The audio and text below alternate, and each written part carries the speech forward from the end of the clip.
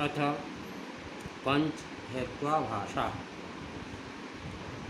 स व्यभिचार विरुद्ध सत्प्रतिज्ञ प्रतिपक्ष सिद्धांतवादिता पंच हेत्वाभाषा स व्यभिचार विरुद्ध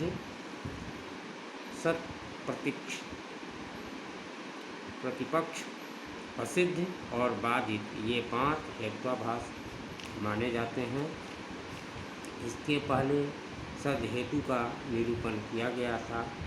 यद्यपि मूलाकार ने सदहेतु शब्द का प्रयोग नहीं किया है, शब्द के प्रयोग के बिना सदहेतुओं का संकेत हुआ है।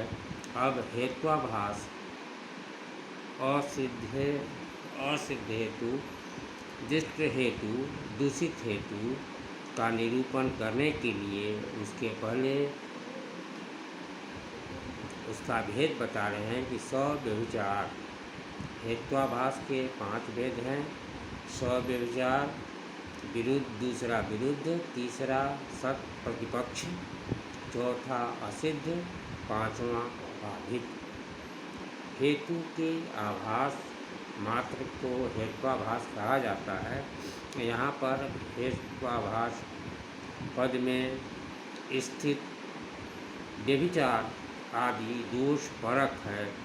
हेतु की तरह उसका आभास होता है, हेतु की तरह लगते हैं किंतु सदहेतु नहीं है।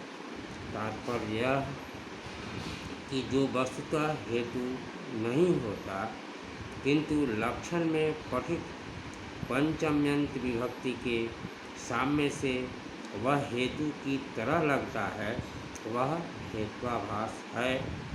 तो तद विषयक ज्ञान को साक्षात अथवा परंपरा से अनुमिति को बाधित करता है। जो तद विषयक ज्ञान को साक्षात अथवा परंपरा से अनुमति को बाधित करता है, उसके हेतुवत आभासित होने के कारण उसे हेत्वाभाष कहा जाता है। ये दोष हैं। पहला दोष है व्यभिचार, दूसरा है विरोध, तीसरा है सत प्रतिपक्ष, चौथा असिद्ध और 5वां वाद। उक्त दोषों से युक्त हेतु दुष्ट हेतु हो जाता है, अर्थात व्यभिचार दोष युक्त सव्यभिचार नामक हेत्वाभाष है।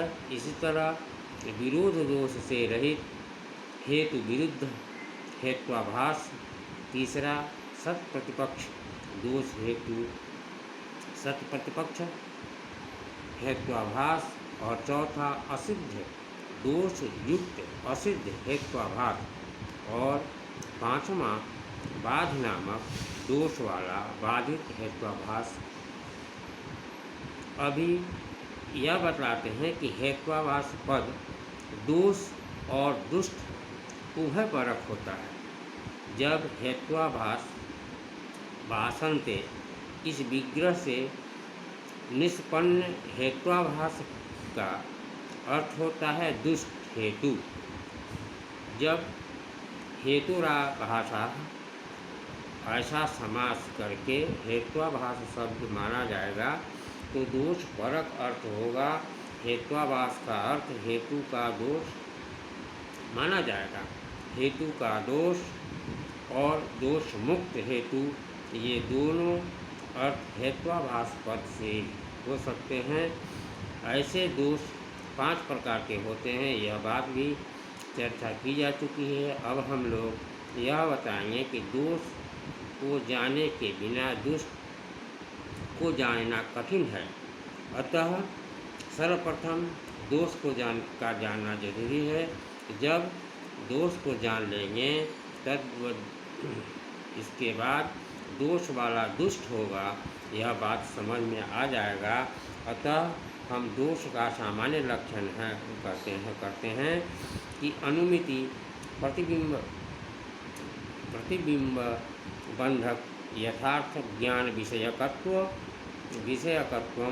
तत्व हेत्वाभाषत्व, अर्थात अनुमिति जो यथार्थ ज्ञान है उसके प्रतिबंधक यथार्थक ज्ञान का विषय होना हेत्वाभास दोष है।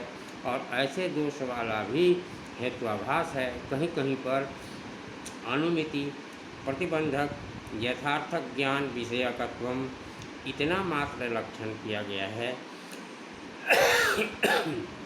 यहाँ ऐसा लक्षण होगा, वहाँ पर परंपरातः अनुमिति का प्रतिबंधक दोष ज्ञान का मानना होगा। अब हम किसी एक दोष के लक्षण समन्वय करके देखते हैं। जैसे कि व्यभिचार नामक दोष का लक्षण समन्वय करते हैं, तो व्यभिचारो नाम साध्याभाव व वृत्तित्वम और उसके दृष्टांत बताते हैं कि पर्वतो वहनी मानव प्रमेयत्वात्। यहाँ पर प्रमेयत्व हेतु का साम्याभाव से बाह्य भाववान जल हृदय में वृत्त ही है, अर्थात बाह्य प्रभाव वृत्ति प्रमेयत्व इस तरह का ज्ञान बाह्य प्रभाव वृत्ति प्रमेयत्व इस तरह की व्याप्ति ज्ञान तदभावना भावना व ज्ञान की प्रतीति होती है। अथवा यूँ कहा जाए कि वह दोष ज्ञान परंपरा से अनुमिति का ही प्रतिबंधक है। अतः अनुमिति प्रतिबंधक यथार्थ ज्ञान हुआ और व्यभिचारी का ज्ञान तादृश्य विषयकत्व व्यभिचारी नामक दोष में चला गया, तो लक्षण समन्वय हुआ। और इस तरह दोष के लक्षण को प्रत्येक का पाँच दोषों में समन्वय करके तादृश्य दोषवत्व हेतु में संपादन करने से हेतु दुष्ट कहलाने लगता है। अब हमें सारे दोषों का आकार को यहाँ पर प्रदर्शित कर रहे हैं, जो कि प्रत्येक के लिए जानना जरूरी है।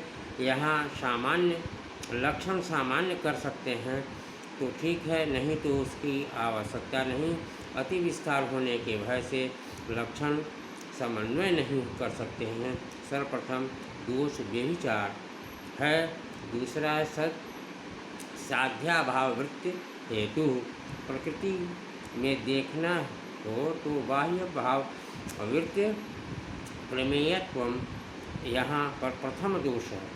इसका ज्ञान बाह्य भाव प्रवृत्ति भाव वृत्ति प्रमेयत्वात् यह व्याप्ति ज्ञान का को रोकता है, अर्थात व्याप्ति के रोके जाने से अनुमिति नहीं बन पाती है।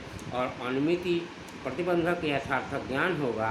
प्रत्येक दोषक ज्ञान जो हम प्रदर्शित करने वाले हैं, तादृश दोष ज्ञान विषयकत्व यह तत् दोषों में चला जाएगा और दोष लक्षण समन्वय हो जाएगा।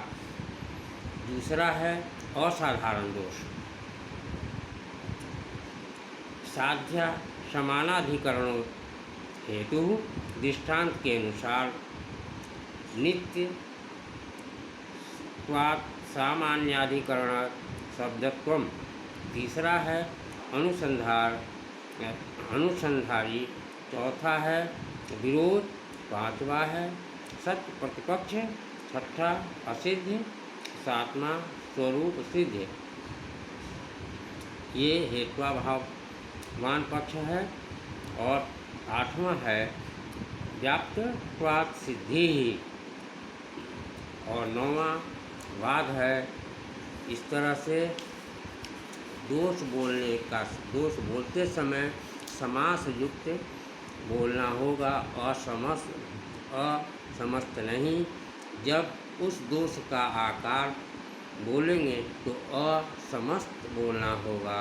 और साध्याभावान पक्ष यह दोष विनाश विषयक ज्ञान, यद्यपि उक्त आकारों को तर्क संग्रह के प्रारंभिक ज्ञान में कठिनाई होगी, फिर भी शनै शनै बोध होने लगता है। अतः उक्त दोषों में एक दोष भी हेतु में विद्यमान हो तो उसे अनुमिति ज्ञान और उसके करणीभूत व्याप्ति पक्ष धर्मता ज्ञान आदि बाधित हो जाती है। यहाँ पर किसी तरह की अनुमिति नहीं हो सकती है। जैसे कि हृदय बहनीमान द्रव्यत्वात् इस अनुमिति की स्थापना के प्रति तालाब अग्नि से रहित है। यह प्रत्यक्ष ज्ञान बाध निश्चय ही प्रतिबंधक है। अतः जलाशय अग्नि वाला है,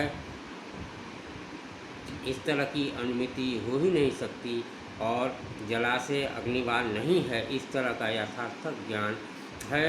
और द्रव्यत्व यह हेतु बाध दोष वाला है। इस तरह ज्ञान विषयक होने के कारण द्रव्यत्व हेतु ही बाधित हेत्वाभास है।